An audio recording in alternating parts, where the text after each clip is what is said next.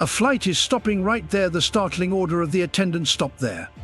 The pre-flight conversation was silenced by Nancy's voice, which pierced the cabin like a whip. On what should have been a thrilling first trip, travelers turned to watch the flight attendant glare at a small boy who had leaned into the aisle, his eyes wide with surprise for 10-year-old Daniel.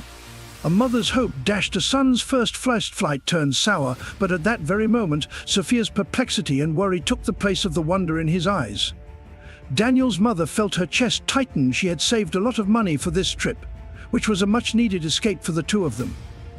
Now, with other passengers judging them, she was frantically trying to shield her son from a situation that she couldn't fully understand.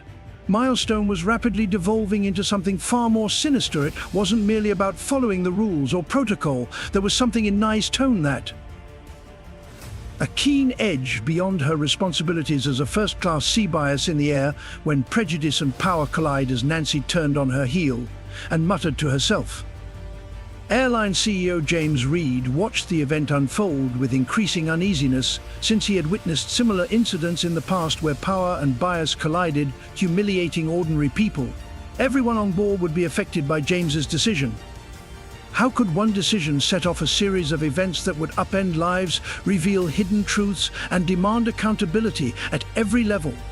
Follow real-life stories to find out what transpired next on that unforgettable journey.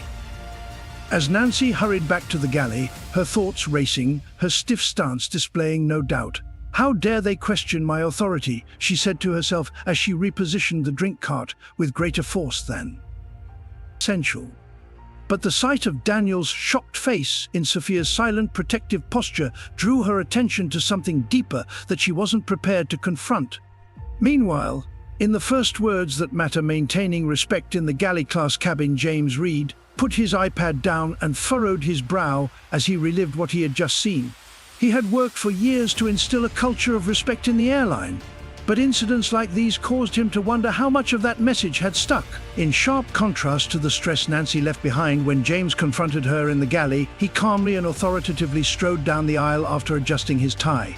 "With all due respect, sir, I was only doing my job." When she became defensive, she clenched her clipboard and her knuckles whitening, but James's unwavering gaze didn't. "Give up your work." Although his tone and actions were not a threat to anyone's safety, he stated that his stern yet even voice was not only enforcing the laws but also treating each passenger with dignity. Nanny's jaw tensed, but she was unable to come up with a counter-argument. She was unable to leave the main cabin because the truth of what he had spoken hung in the air like a weight. Sophia leaned down and whispered kindness to Daniel. Rekindled, a flight attendant gives hope words of comfort, but her thoughts are racing and every look from other travelers feels like a condemnation. Even though every quiet moment served as a reminder of her fragility, she maintained her calm for Daniel's benefit. He was softly drawing clouds in his notepad while stroking his hair, a tiny act of rebellion against the humiliation, against the tension that echoed through the cabin, with some whispering in low voices and others stealing looks toward the galley, and it gave her power. Knowing that this wasn't a one-time incident, James discreetly sent a message to his ground crew in first class asking for a thorough evaluation of Nenny's behavior. Accountability takes off a serious choice by a captain. As the aircraft reached cruising altitude, another flight attendant discussed the patterns and ideals that define the airline. For the first time since the confrontation, Sophia felt a glimmer of relief as Rachel walked up to her with a warm smile and asked, "Is there anything I can get you or your son?" Crouching down to Daniel's level, Sophia said, "We're fine, thank you." But her voice carried the weariness of someone who had been holding everything together for too long. When Rachel praised Daniel's drawing, his wide eyes brightened. "That's a wonderful aircraft. Have you considered becoming a pilot in the future?" James approached the captain quietly, his voice low but firm. "We need to address this situation now before it escalates further." The captain nodded, his expression solemn. And a few minutes later, Nancy was called to the galley near the cockpit after Rachel asked, her kindness radiating in a way that eased the tension in the cabin. Nancy stumbled as she got closer to Captain James, who was standing close by with his arms folded. The captain's comments were measured, but they had an indisputable effect. "Smith, miss, according to Mr. Reed's views, we have been notified of an incident that has to be addressed right away. Your actions were improper and unprofessional.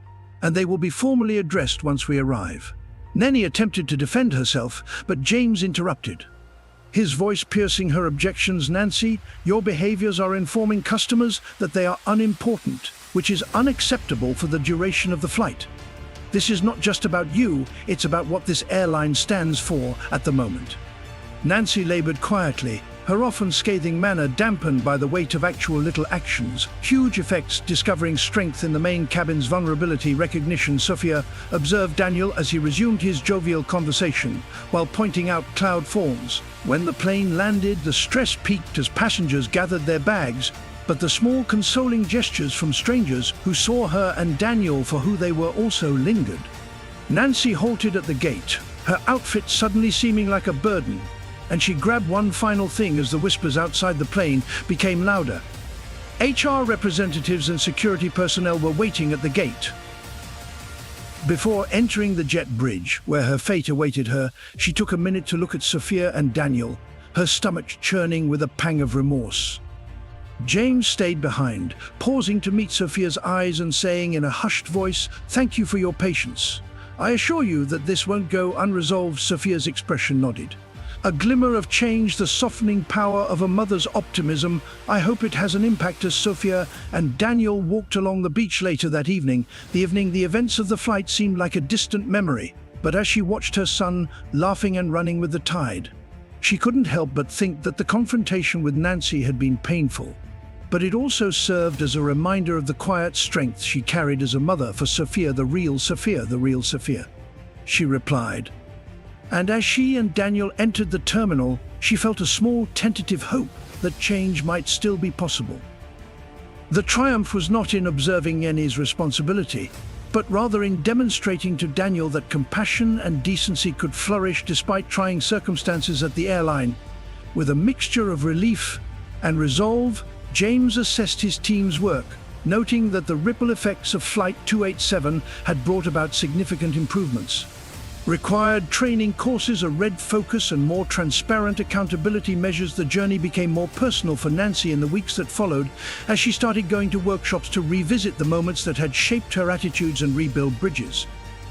She hadn't realized she'd burned her email to James offering to contribute to the airline's training, but he knew the work wasn't done as he closed his laptop for the night. He believed that every passenger should feel seen. A step toward regaining her reputation as someone she could cherish. There was more to the narrative of Flight 287 than a single negative incident. An individual journey. What followed was Nancy's path to redemption, which demonstrated that even in the most trying circumstances, people can choose to grow, ponder, and act honorably.